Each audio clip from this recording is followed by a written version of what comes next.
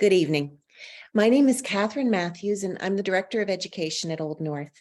On behalf of all of my colleagues, I'd like to welcome you and thank you for your support of our programming. Before we get started, let's take a moment. If we were at Old North at the site, we would be on the land that was once lived on and stewarded by the Massachusetts people. The story of the Massachusetts people is one of community, of pain, of courage, and of survival. Let us remember the Massachusetts people and the memory of their ancestors. May we express gratitude for their example of caring for this land and its resources. Tonight is the kickoff, so to speak, of our fall speaker series, and we're looking forward to the events that we have planned for you. Coming up on September 21st, we will have what promises to be a fascinating evening with Dr. Jamie Crumley, Old North's Research Fellow. Jamie will share the experience of looking for the stories of Black women and children in the archives of the Old North Church.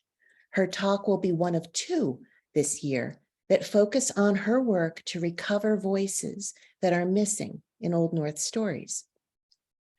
And in late October, Dr. Emerson Baker will speak about the Salem witch trials as an example of failed leadership.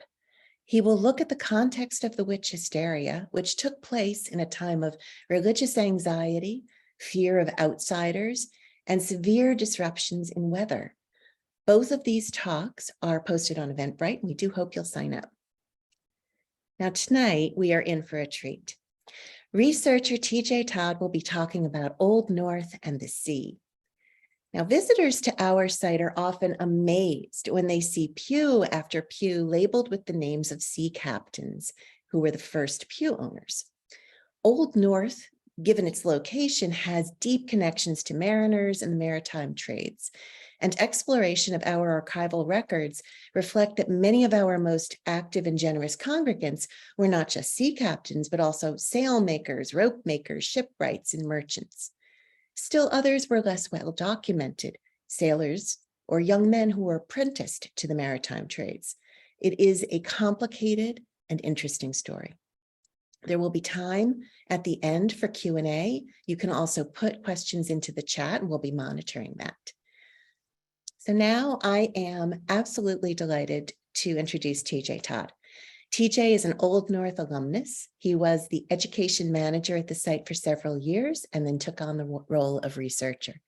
TJ may be familiar to some of you from his work on the video series 99% Sure, which takes a sometimes quizzical, often wry, and always interesting look at some of the topics and questions that are of interest to Old North's visitors. So now, TJ, it's all yours. Thank you. I liked the often rise, how I'm going to start describing myself. Thank you again for the really, really nice introduction. My name is TJ Todd, and I worked at Old North for a little over 3 years. And during my time there, I became really intrigued with a number of stories that seemed kind of outwardly relatively simple and straightforward, but had incredibly complex and interesting history behind them.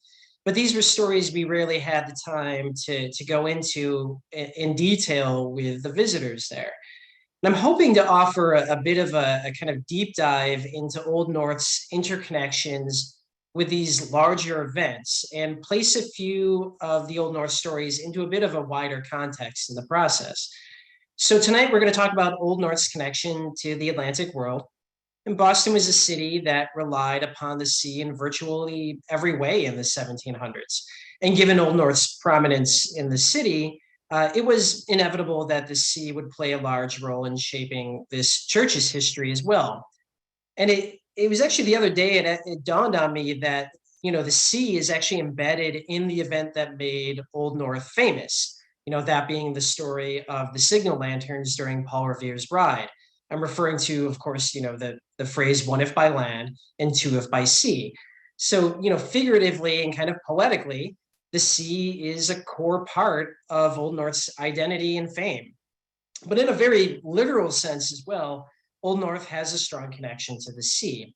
So I'm going to use that that connection as a launching point to tell a couple of stories about Old North's history beyond the confines of just what happened in the building itself. And interestingly, the congregation found itself involved in some major worldwide events beyond, of course, the American Revolution. So I'll start with a little about Old North in general, but I'll mostly be focusing on two main stories throughout the night. And I hope this talk, is kind of designed to be sort of like a specialty or a focus tour on these two main stories and their connection to Old North. So let's start with, Boston in the 1700s in general and make our way to Old North specifically. I'm going to share my screen. I have just a couple of slides that I'll go to every now and then. And okay, so I think, Catherine, can you give me a thumbs up if that's viewable? Okay, great, thank you. So Boston has a pretty well-established connection to the Atlantic. Catherine already alluded to that a little bit in the intro. And with the map here, obviously it's located right up against the ocean. It's almost more of an island than anything in the 1700s. There's the narrow strip of land, the Boston Neck, that connected it, but it's surrounded by water on all sides. And all the little countless protrusions that you see sticking out along the edge of the map here, those are the wharves and docks in Boston. Just countless wharves dotting the landscape there. In the 1690s, at least, Boston was actually the second largest shipbuilding port in the British Empire, an empire that itself was built around the sea. So the British Empire is using the ocean to connect its territory that spanned much of the planet at this point. The long, sort of in the bottom right corner where the little drawings of the ships are, that's Long Wharf. That was the longest wharf in the world. It was about a third of a mile into the ocean there. And Boston, with all these wharves and ships coming in and out, it was a busy port city. You had trade routes and cargo types, etc., going all across the planet. And the sea is how Boston stayed connected to the rest of the British Empire. The ocean is providing these sort of interstate highways of the 1700s. The population of the city is growing, but it's still pretty small, about 15,000 people throughout the 1700s, sometimes less. However, almost all of those people are working either directly or indirectly with the sea. That's the obvious things like ship captains and sailors, and the less obvious as well, like shopkeepers and farmers. Farmer produce is going all across the British Empire. Shopkeepers are bringing in goods from across the empire to sell too. And that doesn't even include all the auxiliary trades that were used to build a ship, things like coopers and blacksmiths. I read somewhere it was like 30 trades were needed to build a single ship. So even if you're a blacksmith in Boston, a lot of your work is revolving around the Atlantic world as well. So a little bit about Old North in general and its connections to the sea, and then we'll get into those specific stories that I mentioned. So Old North is a Church of England at this time, or Anglican. It was built in 1723, and its location in the North End helps explain this strong connection to the sea. Many of the residents of the North End are ship captains and merchants and sailors. So Old North's congregation was naturally going to include a lot of those professions as well. This is just a handful of the name plaques on the pews in Old North that have the name or the title captain in them. Just a few that I kind of happened to take along the way. So Old North is part of an Anglican, religious and social networks that are interconnected via the Atlantic. Even the building of Old North itself was a bit of an Atlantic endeavor. At the bottom of this plaque, which is posted in Old North today, you can see that funds to build the church came from King George II. It came from South Carolina, Antigua, and Barbados. Additionally, in the 1730s and 40s, funds to finish the iconic steeple came from Anglican logwood cutters working out of Belize. So Old North made a connection to them via the captains and merchants who worshipped at the church. So Old North's most iconic feature, the steeple, exists thanks in part at least to the sea. And the Atlantic comes intersecting with Old North in a lot of other ways than just this. But the point is, the sea was a feature just as central to Old North as it was to Boston itself. And there's an important fact, I think, that can be gleaned from all this. For people at Old North and Boston in general, the Atlantic represented a lot of opportunity. Connections could be made, money and wealth could be had, jobs revolved around it. And well, much of the opportunity for things like wealth and prestige was going to be limited to the white population of Boston. For Black Bostonians, the sea was an important source of opportunity as well. If enslaved, port cities were a primary avenue of escape back then. That's if one could manage to get on board a ship. So there's opportunity there. And the sea was also a major opportunity for work, too. Being a sailor was one of the few jobs somewhat open to Black Bostonians back then. So the sea offered a way to try and get by in life. And Old North's Alderman Cranky offers an example of this. He was a free Black sailor who's a member of Old North as well. And we know about him largely due to the fact that he wrote a last will and testament shortly before a sea voyage in 1741. This is a somewhat rare opportunity for Black Bostonians back then. And he ended up leaving his possessions to his wife in the event of his death. And one of the witnesses to this will was actually a sea captain. So maybe Cranky's connections as a sailor, they may have actually offered him the chance to write this will with one of those witnesses, potentially even being the captain of the ship that he worked on. It's hard to tell. But I think Cranky's story also tells us something else.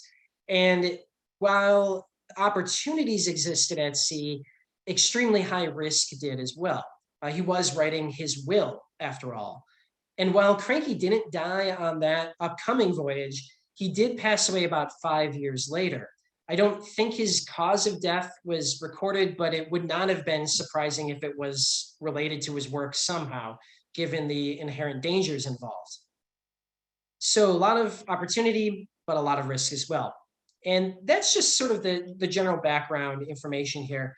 But now I want to dive into these specific stories about how these sea affected the lives of some of Old North's congregants, for better or for worse.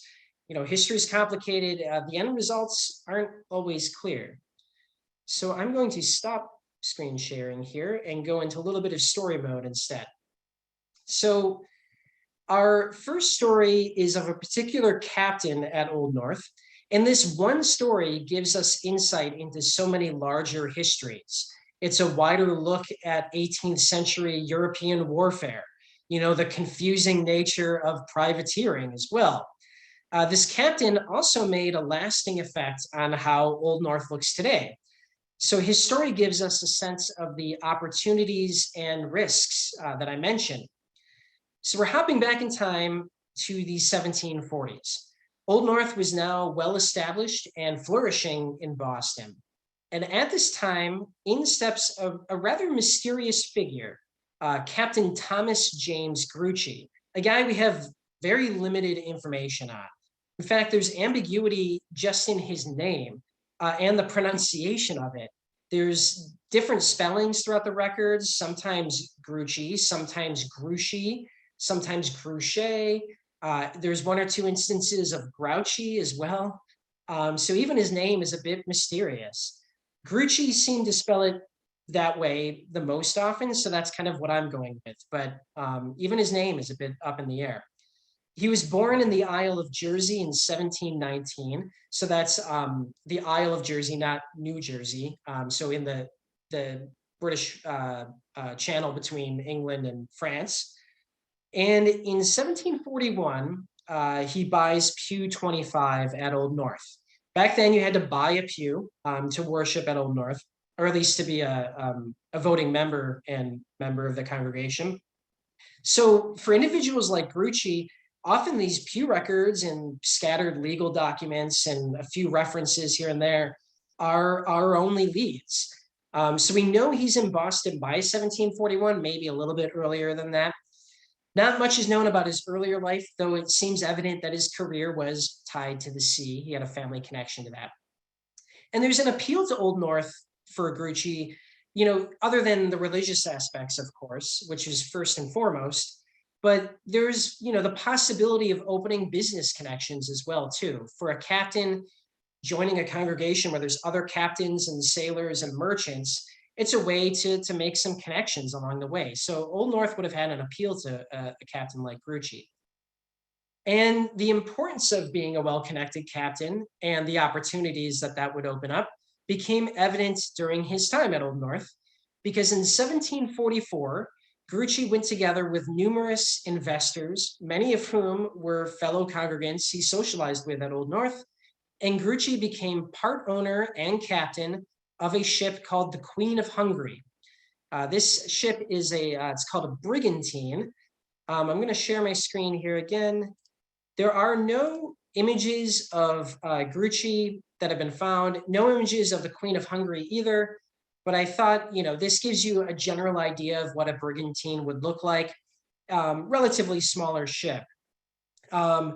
It's hard for most people back then to outright buy a ship, so pooling your money together with 4 other members of Old North and others outside of Old North as well gave him the opportunity to buy this ship, the Queen of Hungary.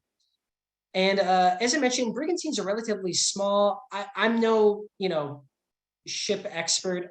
My understanding is that the difference is that it depends on the type of rigging that is used, if that's, meaningful for people. The point is, though, it's relatively small. Grucci's ship has about 20 cannon on it, but Grucci's main interests are not overwhelming power. His interests are speed and maneuverability. And that's what brigantines are really prized for at this time. I'll get into why Grucci wanted those attributes in a moment here. So again, this is a business venture. These connections he can form in Old North were important. By pooling your money together, you're basically creating a little mini stock market here. Investors are putting in certain amounts, and they would expect to receive a reciprocal percentage of any profits that result. Pooling your money together also minimizes the risks involved. So I'm going to end here, the slide here again, and I'm going to get into another tangent, and I promise we'll get back to Old North and Grucci in a moment. But context is really important for understanding what is happening with Grucci here. In 1744, the year Grucci bought the Queen of Hungary, the British Empire was at war once again. Now, this is a remarkably complicated series of wars. I'm going to try to summarize it in one sentence, or maybe two. In 1739, England went to war with Spain. It went in what was called, in my opinion, maybe the most interesting name for a war in history, the War of Jenkins' Ear. And then after a few years, France becomes involved, and England is at war with them in a war called King George's War. And then both of these kind of separate conflicts are basically wrapped up into a very wide overarching conflict called the War for Austrian Succession. It's a very complicated era of history. This is the era of, confusing, though certainly uniquely named wars, of different alliances and claims to thrones. I'm not going to go into too much detail on that. But the important thing here is that Boston and Old North, as part of the British Empire, are getting pulled into these wider world events. And for our purposes, much of these wars are fought at sea, as far as the British involvement is concerned. And for these members at Old North, there was an opportunity here for a little practice called privateering. This explains Grucci's interest in a brigantine. Privateers needed to be fast and maneuverable to capture other ships. So a little bit about privateering, and then we'll get back to Grucci again. So a privateer, these are ships that are focused on attacking mostly enemy shipping during wartime. As encouragement to captains, any ships that are captured could be auctioned off for profit, as well as the cargo that happened to be on board those ships. And these are privately owned ships. That's actually where the name privateer comes from. They're privately owned and privately outfitted, and they're not part of the official Navy. So the best way I've ever heard of describing this system was that it's kind of like a naval militia. You have a land-based army that could be supplemented by civilian militia, and so could the Navy in a sense as well. Now, the focus on shipping, there was some attacking of military ships as well too, but the real focus is on the enemy shipping. That kind of seems like piracy. And it used similar tactics. In fact, the name of Grucci's ship, the brigantine, or a brigantine, is the origin of the word brigand. Brigantines were used pretty commonly by pirates at that time. But while it seems kind of similar, they differed in some interesting ways as well. So for one, a pirate does not have any legal basis and holds allegiance to no one. They might even attack their own nation's ships. They don't care. They're in it just for looting and plunder. Privateers, on the other hand, could only legally operate during war and only attack ships that your country is at war with. Most nations at the time used privateers, including the United States, in fact, during the Revolutionary War. They viewed it at the time as a strategy for winning the war by hurting the enemy's economy, hurting public support for the war, and boosting your own country's finances in the process. And back then, there was a surprising amount of focus on the legality, what was and what was not fair game. Captured ships by a privateer had to be brought back to an admiralty court to make sure that the captured ship was a legal target. Courts could actually be pretty lenient to enemy ships as well. Jumping ahead in history, I remember reading this event in the War of 1812, where the first two captured British ships in the War of 1812 were actually released by US courts because the British captains hadn't been informed yet that a war had even begun. So there's a bit of kind of gentlemanliness to this, I guess you might say. And I'm not trying to be, a privateer apologist or something, but I think understanding a little bit of this context helps us understand Grucci and his actions a little bit more. A lot of privateers thought they were very much patriots helping their country in wartime. I'll also add too, there's a lot of complexities and changes over time to this system, so it's well worth reading more into. You also get into instances where privateers did not do what they were legally supposed to do. So you get a lot of gray area along the way. So going back to Old North, it's unclear how many captains or sailors came out of Old North's ranks, but I would wager that Grucci was not alone at this time. Perhaps even Alderman Cranky, the sailor we talked about earlier, was involved. It's pure speculation, but he did die in this time period during King George's War. So maybe he was aboard a privateer, maybe he was on a merchant ship that was attacked by a privateer from France. Pure speculation, but the timing is interesting there. And privateers, I think, epitomize the high risk and high reward relationship with the sea back then. For one, you might never find another ship to capture. There is a high risk of failure with this venture. If so, all the investors have kind of wasted their money at this point. Also, your own ship could be captured or sunk or lost at sea in any number of ways. But on the other hand, there was a lot of money to be made if you were successful. And it was also, as I mentioned, a way back then of supporting your country at wartime. So Grucci and his ship, the Queen of Hungary, show us just how rewarding it could be. He seemed to do quite well for himself in King George's War. In 1745, there were a number of successful engagements off the coast of New York. 3 French ships were taken during this year. 50 men were captured. A substantial cargo of sugar and indigo was captured as well. There was another ship. It's unclear from the records whether this is one of the 3 or even a 4th ship that Grucci captured, but it was called the Valiant. And it was noteworthy enough to, this capture of the ship was noteworthy enough to be mentioned in the Pennsylvania Gazette. So Grucci's making a name for himself throughout the colonies at this time. And he really hit the jackpot. Not all privateers were successful at this time. And that jackpot was the enormous load of sugar that was on board. By auctioning the sugar off, Grucci was catapulted from middling prosperity to extreme wealth virtually overnight. Sugar and the ships themselves were auctioned off for enormous profits. There's no real details on the fight itself. There's no blow by blow of the battle, but it seems like kind of a typical naval engagement from the time period. The goal for most engagements was not to sink the other ship and kill all the crew or anything like that, but to capture the enemy ship and its crew. And because of that, crews on privateers were actually extremely large. Grucci packed something like 70 men on his small ship. And the goal, again, is to overwhelm the other ship and take them prisoner. And Old North was involved in this story not only for being the starting point for this venture with the different investors involved, but Old North was also gifted a key portion of the cargo from one of these ships. And the cargo was these angels.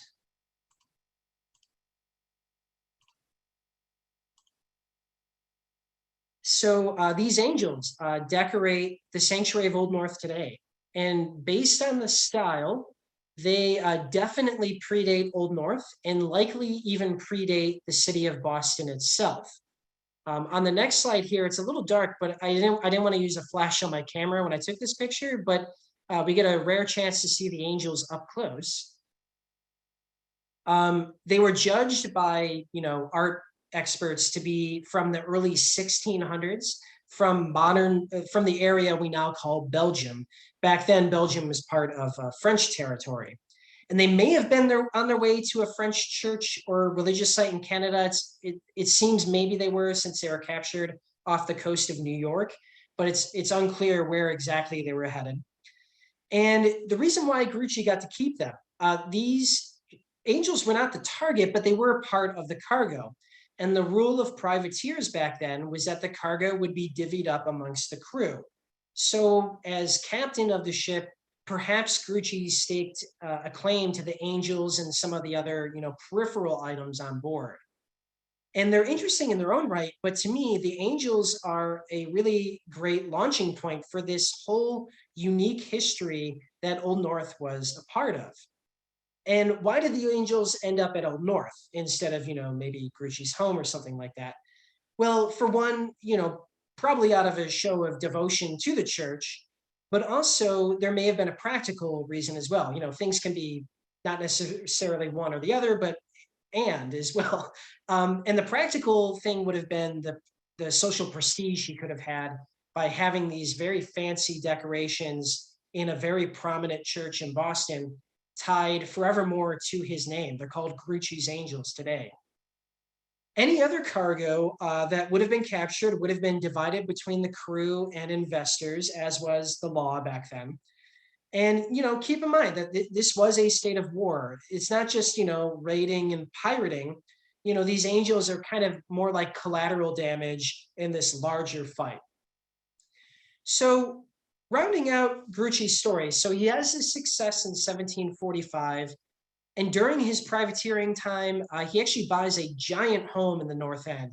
Privateering had made him quite wealthy. This home is actually a former governor's mansion. It had the nickname the Pride of the North End. Eventually, he's elected to the vestry of Old North, which is a sign of rising up in the social ranks. The vestry is sort of like the governing board of the church. They're settling business matters and voting on church business. So he has a very real place of power in the community now, stemming from his wealth and prestige. I included the picture here from one of the account books in Old North's records, just to give you, it shows Grucci's signature at the bottom there, just to kind of make, this figure feel a little more real and concrete. But also it shows just how involved he was in church affairs. He's taking care of literally church business at this point. And yet, throughout the following years, Grucci finds himself increasingly in debt and increasingly brought to court. It seems that he had a number of other business ventures that maybe weren't as successful after his privateering time. And there also seemed to have been maybe some issues on how the cargo was divvied up. It seemed like some of his sailors were bringing him to court semi-frequently. I'm not a legal scholar. I don't know if they were valid claims or not, but he keeps finding himself in court and keeps finding himself increasingly in debt as well. He's eventually not reelected to the vestry in 1752, so just a few years after he first makes it into the vestry. His mansion is eventually sold and later torn down in the 1800s. And in 1759, the vestry reassigned his pew to Captain Daniel Malcolm, the Captain Daniel Malcolm of Copp's Hill fame, in fact, the one who had his gravestone shot by British soldiers. Another connection of Old North to the sea.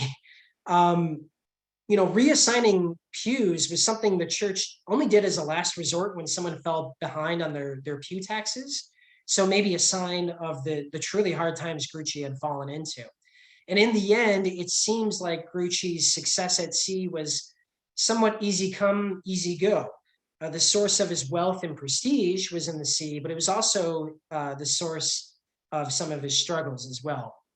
And he sort of fades out of the records afterwards. It seems like he may have moved back to the Isle of Jersey after this, and he just kind of disappears from the record. So the story of this one member of Old North offers insight into much wider topics of world history, lives and fortunes that were tied to the sea, the role of privateering, and just how interconnected history can really be, with events in Boston being shaped by events as far away as disputes over a throne in Austria. And the facts around Grucci's life are incredibly incomplete, but Grucci's story does offer an opportunity to explore these larger topics that he was a part of. So that's our first story here. I just wanted to check in. I mean, I know most questions we'll save for the end. Were there any pressing questions that it was like, that thing you said 3 minutes and 30 seconds ago, what did you mean by that? This would be a moment to pop that into the chat. And if not, we'll just continue with another interesting character. Yeah, if there's something, if we move on and you do have something specific, I'll do my best to try and remember where I was at that point. Okay. Now we're going to skip ahead a number of decades from the 1740s and 50s. We're going to go past Paul Revere's Ride and into the early federal period of American history. This is after the Revolution in the 1790s and early 1800s. And it's another member of Old North that, in his own small way, tied the church's history to yet another historical conflict through his experiences on the sea. And his story allows us to explore yet another largely forgotten moment of American history. Now, this particular member of Old North was named Captain Samuel Nicholson, and he owned Pew 11 in the church. If you visit the church next time, when you first walk in through the big doors, it's the far corner pew on the right-hand aisle when you walk in. So one of the first things you see when you walk into the church. And a little bit of background on Nicholson. He's actually born in Maryland in 1743, again, to a sailing family. That tradition ran strong in a lot of these families. And Samuel captained a number of merchantmen before the Revolutionary War. And then the Revolutionary War breaks out, and there's an opportunity for captains like Nicholson to reach positions far higher than they might have ever hoped for otherwise in, say, the Royal Navy at that time.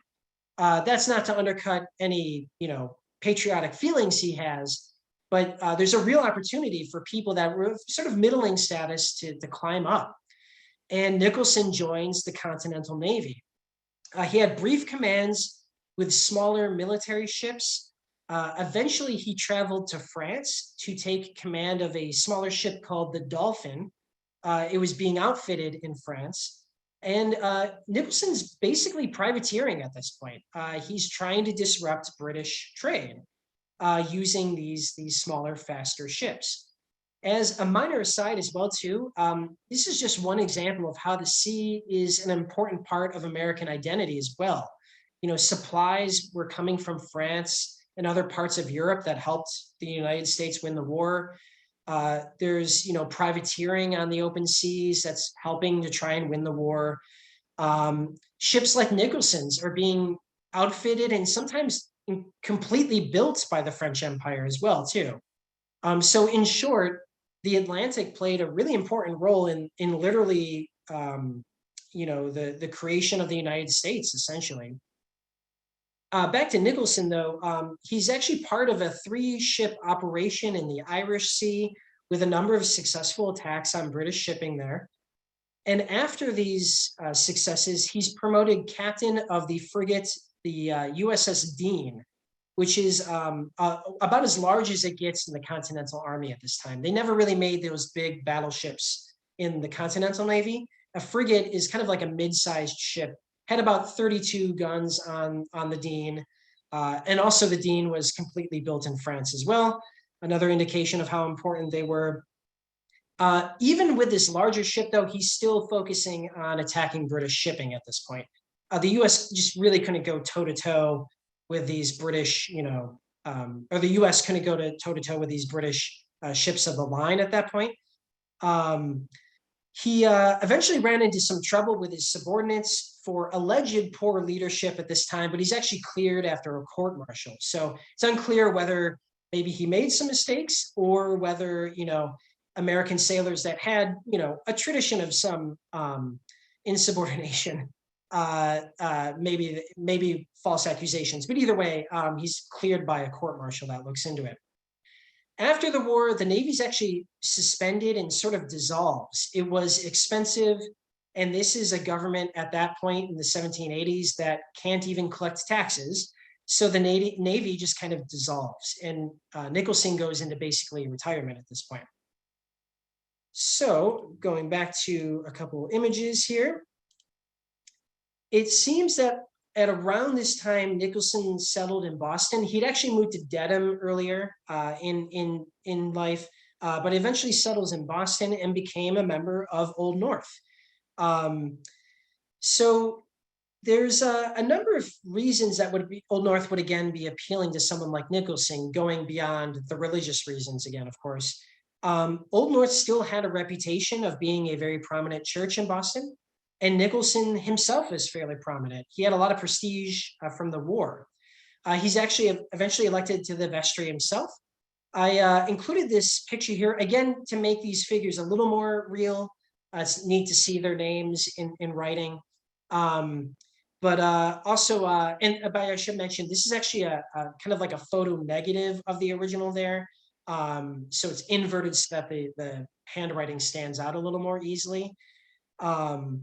But this just happened to be one random record I stumbled on one day at Old North, not necessarily the most indicative of his time there, but I think it's nice to kind of see these figures as well. And as you can clearly see, he's a member of the vestry pretty early on in his time at Old North.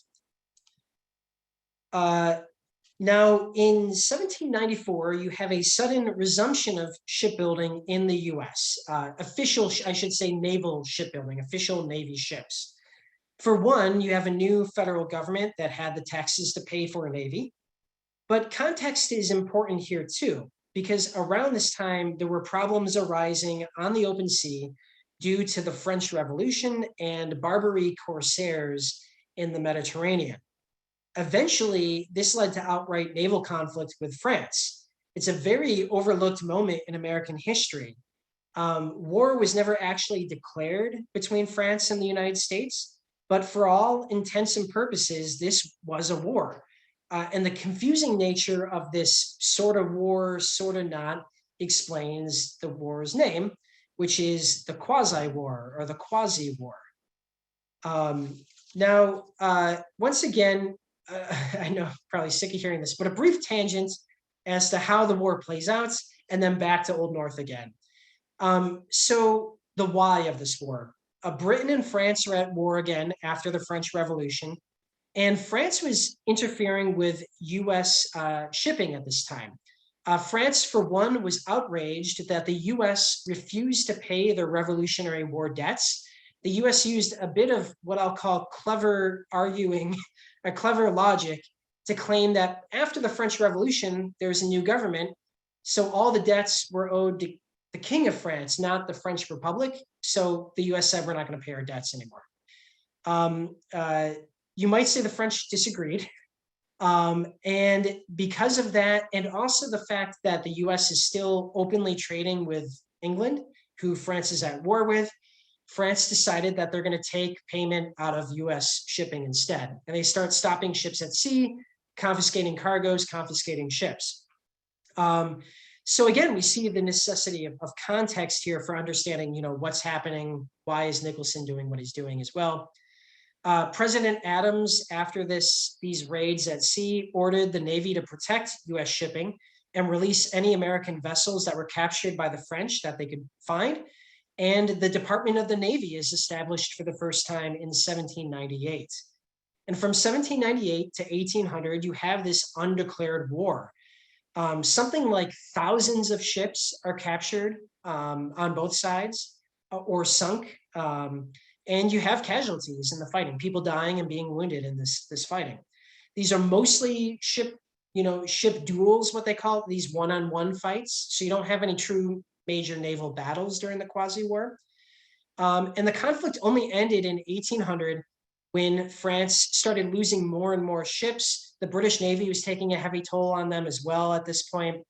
And of all people, it's actually Napoleon who stops this belligerent policy of confiscating US shipping. So another ironic moment in history there. My apologies to any Napoleon fans out there. I'm going to share my screen again here. So that's the Quasi-War in a nutshell. And this is all the context of how Nicholson returns to the stage. You can see an engraving of him on the left. In the 1790s, the US builds 6 new frigates. Again, these are kind of your mid-sized battleships back then, with a brand new design. And this picture on the right might look familiar to any fans of naval history out there. The most famous of these 6 frigates was built in Boston at Hart's Shipyard in the North End, and it's the USS Constitution. And in 1798, Nicholson returns from retirement, and he's assigned the first captain of the USS Constitution, which is later nicknamed Old Ironsides, though it gets that nickname in the War of 1812, so after Nicholson's time here. And today it's the oldest still commissioned warship afloat in the entire world. It's still considered technically a part of the US Navy. So a little bit of details on the Constitution and its mission. It had 44 or more guns. It was actually hard for Nicholson to find enough cannon. He had to borrow some cannon from Castle Island to complete the outfitting here. And it had a crew of about 450. So this is a pretty big position to hold in the new US Navy. It had about 3 years of a build time and was finally finished in 1797. As a minor aside, that's actually why privateers were so popular throughout history. The build time to make a ship was extremely long. So it's a lot easier to refit existing private ships than it is, when war is declared, to build a brand new navy from scratch. And Nicholson was sent to patrol the coast of North America in July of 1798. So despite its celebrated future, the ship had an ironically rough start to begin. It's a brand new design and a brand new ship. So there's a learning curve to how it's going to handle at sea. There's also a series of storms that caused repeated need for repairs early on. But Nicholson is going to have a rough go of it as well, adding to the early difficulties of the ship. And in part, it's the difficulty of the Quasi-War. It's a challenging war to fight when it isn't quite a war. In August of 1798, you can see the challenge of this war here when Nicholson captured a privateer near North Carolina, and he brought its French-speaking crew back to the US. And my phrasing there, French-speaking, is a little bit of a foreshadowing because it might seem on the surface to be a great success. He's captured a French privateer pretty early on in his mission. So a great success for Nicholson and this brand new ship. but actually it turned out to be a scandal. These were French royalists who were actually fighting for the British Empire against the French Republic. So they're actually a British ship with French royalists aboard. And so basically, Nicholson has captured a British ship, not a French one. And when he takes it back to the court, it costs the United States, when they eventually determined it was not a legal target, it cost the US $11,000 in reparations in money back then. So a significant amount of money. So as that was being settled in the courts, Nicholson was sent out again. And he had another success. Again, on the surface, he captured the Spencer. But it's a confused situation once again. It's another French crew, but it seemed to Nicholson like a British ship. I mean, the name alone, the Spencer, kind of made it a bit confusing. It seemed very much like a British ship.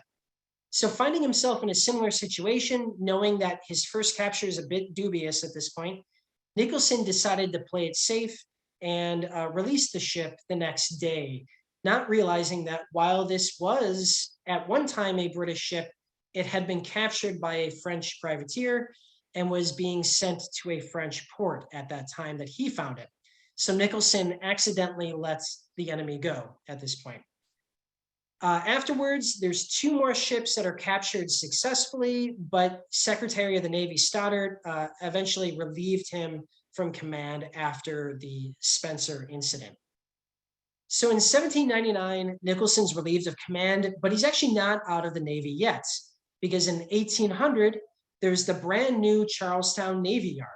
It was built to maintain this new federal Navy that had been created just a few years earlier. And Nicholson's actually appointed the first superintendent of the Charlestown Navy Yard. It's not a bad retirement, fairly prestigious position in this brand new US Navy. And as for Old North, Nicholson's post is very near his home congregation as well. So he maintained his membership here at Old North, and eventually passed away on December 28th, 1811, right before the War of 1812, when his former ship would really become the national icon that it is today. And he was not just a congregant at Old North. We have the plaque here talking about his service. That's on the left. But then the plaque on the right is he was buried at Old North ultimately as well. A prominent member of the community by the time of his death, and he got one of those prestigious spots in the crypt of Old North.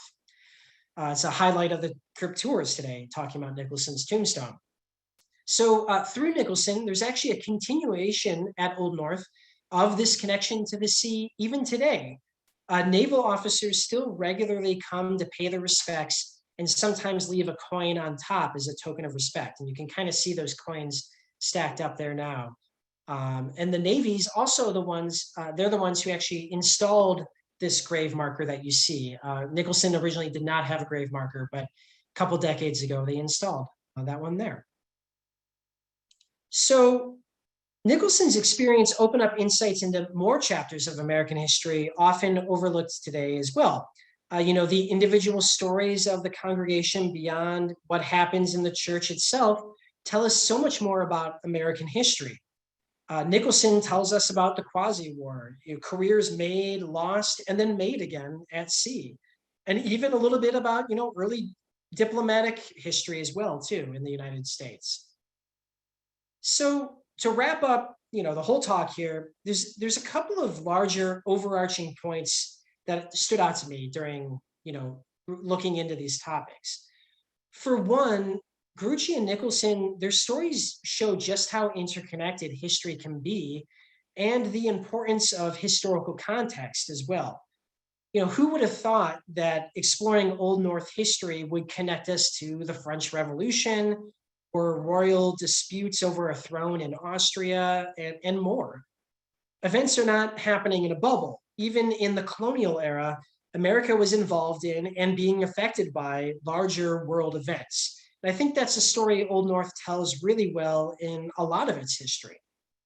I think, another theme that comes out is this idea of the opportunity provided by the sea. which I think is a core part of, what we might call the American identity, right? This notion or narrative of being a country of opportunity. And I think stories like this fit into that, but they also challenge us to view history a bit more complexly as well. What does it mean that Grucci's opportunity came at the expense of others, from conflict? How does Alderman Cranky's story complicate our notions of opportunity? I think stories like these can help push us to dig a little deeper and to at least ask these important questions along the way. And then lastly, I just want to point out how much there is left to learn. There's still very little about Grucci or Nicholson that's easily accessible, and even less about Cranky. And I think Old North is showing the rewards of continuing research, even on topics that we think we know, simply with the amount of detail they've been able to add to these individuals just over the last few years, in fact, during this sort of reinvigoration into research that Old North is doing. And this talk could be wildly different in a few years if we keep this process going and keep pushing the boundaries of what we know and re-exploring these topics and not sit content with what we know. And I think it shows the importance of that continuing research.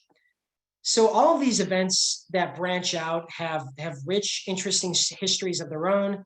And my hope is that if nothing else, these events that weave in and out of Old North's story at least raise your curiosity to learn a little bit more. Thank you so much, TJ. I was thinking, your method of looking through the lens of one person's life and career to sort of tease out these global events and national events. It, of course, makes me think of another Old North congregant, Newark Jackson. And, maybe you could speak a little bit to him and to Ladane, another congregation member, and what like their lives have enabled us to think about another aspect of Old North and the sea. Sure, yeah. It's a complicated story, so I'll try to bullet point as best as I can. But Jackson was another member of Old North. He's a ship captain. He's a chocolatier as well in Boston. And I think his is another story of the importance of continuing research, because through digging deeper and deeper, we found this whole clandestine, it's sometimes very uncomfortable network that began at Old North and was flourished through Old North. Jackson was eventually smuggling not just cacao for his chocolate trade, but enslaved individuals, including enslaved children. And he kind of created this smuggling network, or he didn't create it, but he was part of the smuggling network that used Old North as something of a nexus to gather at. And there's a lot of ins and outs to this story, but I think it shows again that importance of continuing research. The first things that Old North knew about Jackson was that he was a captain and a chocolatier. And then digging deeper, you find this whole world unfolding. And it also, kind of like Grucci and Nicholson, spans all over. The Dutch get involved. You've got colonies in Suriname, and it's just a remarkably complicated story. And I think, again, it challenges us, what does this opportunity that could be had at sea mean when people use it to what we would consider pretty nefarious ends today, I guess. Does that kind of answer your question? Yeah, no, I think it is interesting though, because you never know when you begin to study one person where the trail is going to lead you. And, you have everything from a Samuel Nicholson to a Newark Jackson, and what they've left behind. We have a comment and a question. The comment is that Grucci profited from slavery in the sugar plantations of the Caribbean. I think the commenter indicates that felt that maybe we didn't bring that out enough in this conversation.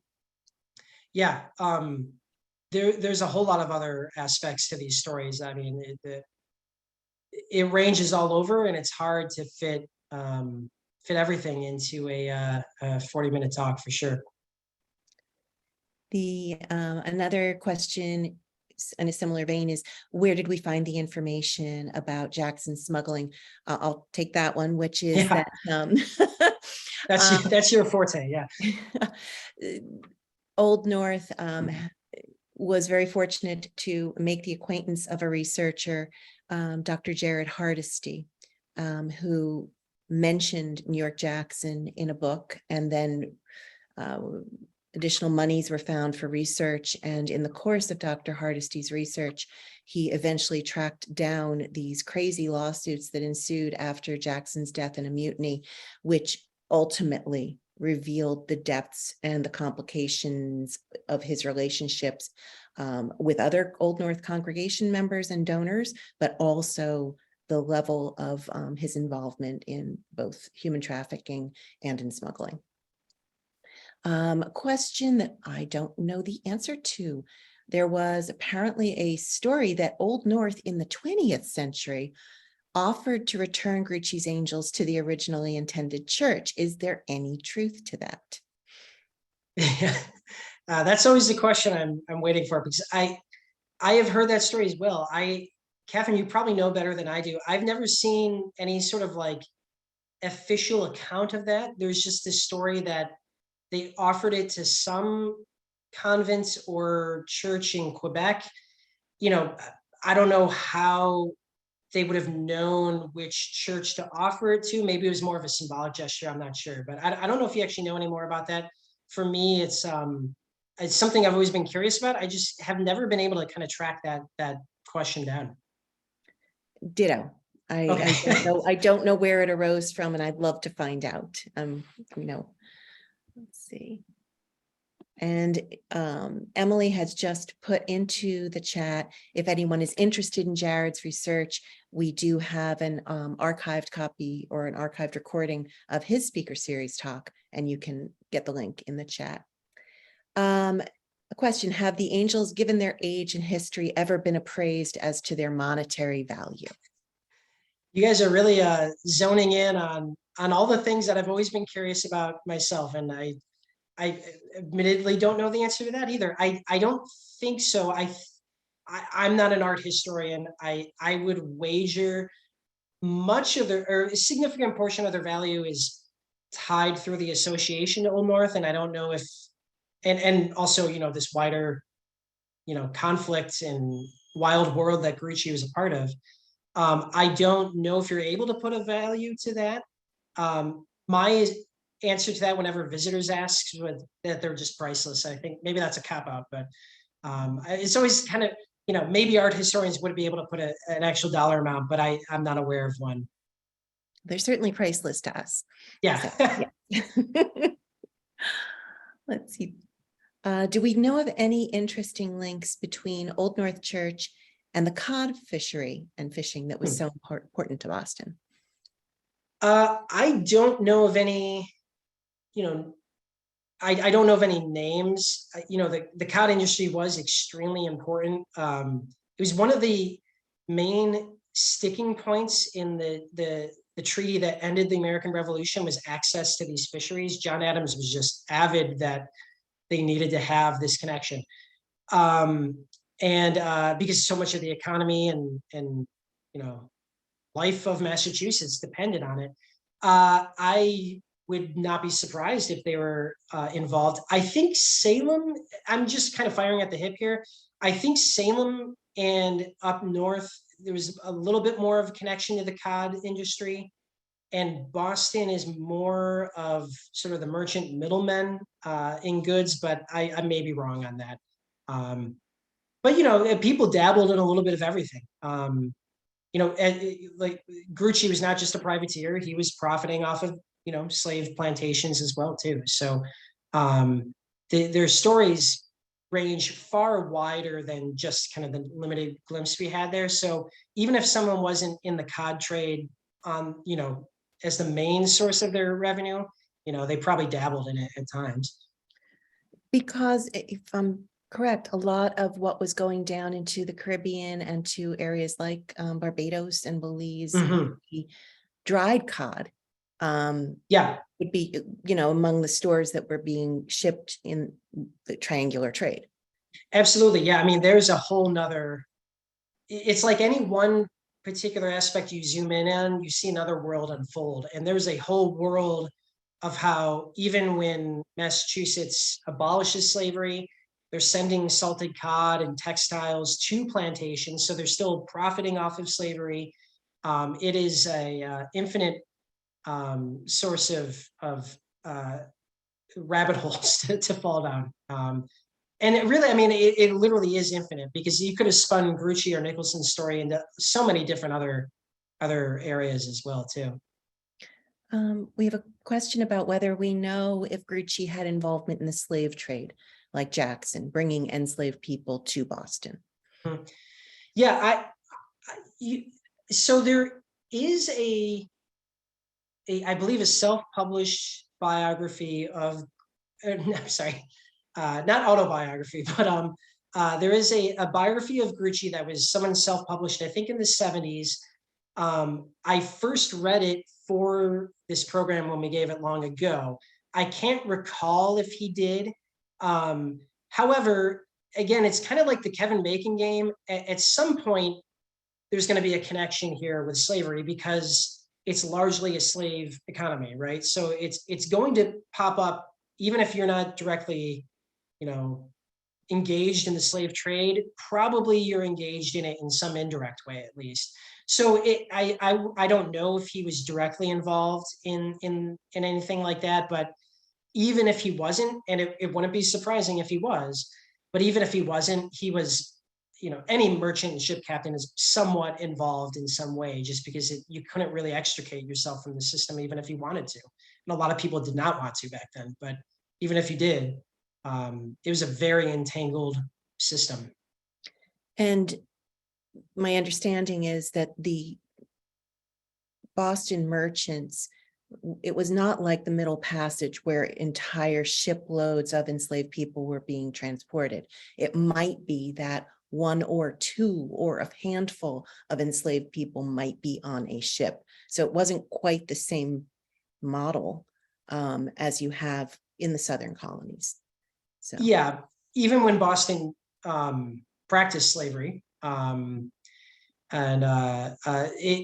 it wasn't any better of a system, but it was a slightly different system than the plantation system. So right, there were occasional ships of, with many more people on it, but this kind of smaller version of trading with an enslaved people was more commonplace, I guess is my understanding. yeah, and of course we're talking in generalities here. I mean, there's always exceptions. Yeah. The Royal House had a substantial plantation associated with it, but speaking in very broad generalities, yeah, it's a somewhat different system that they're practicing, but again, not a better system by any means. In some No, and ways, it in was some a ways worse maybe one. more widespread because of the way it was practiced. So, yeah. Any other questions? Well, should questions come up afterward, folks, please do feel to free to reach out to Old North. We love to get questions from people and to hunt down the answers. And if we don't know, it's something more for us to look into. TJ, I do want to thank you again. It's been wonderful to hear these stories and to hear them in the context of the greater Boston area, the greater American story, and the world story. So we really appreciate it. Okay, so Thank you. everybody, thank you very much for being with us tonight. We do hope you'll join us for Dr. Crumley's talk in September and later on for Dr. Baker's talk on the witch trials in October. So have a very good evening.